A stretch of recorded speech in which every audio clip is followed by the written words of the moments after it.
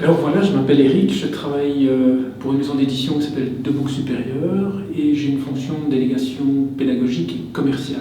J'ai une double casquette en fait, dans la société.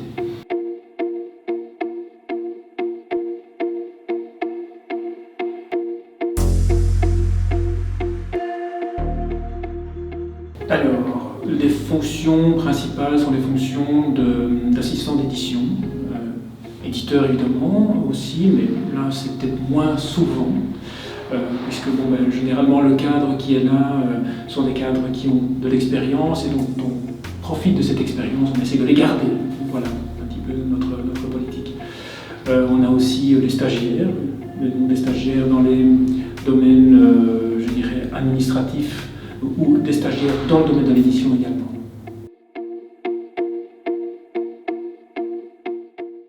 Paraître un petit peu bateau, mais ce sont des compétences généralement transversales que vous allez retrouver chez tous les employeurs.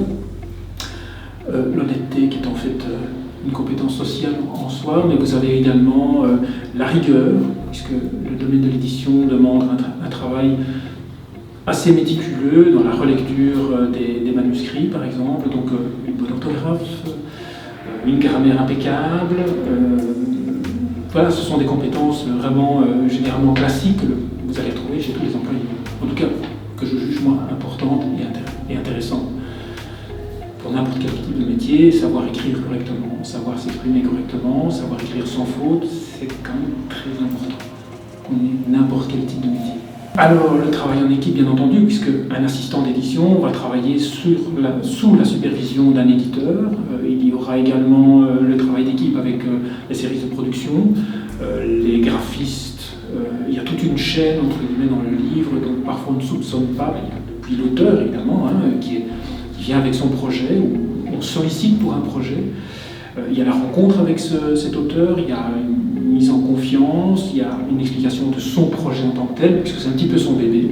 Donc il faut le porter à bout de bras, il faut parfois aller, je dirais, parfois bousculer un peu l'auteur pour qu'il remette ses manuscrits à temps et à l'heure.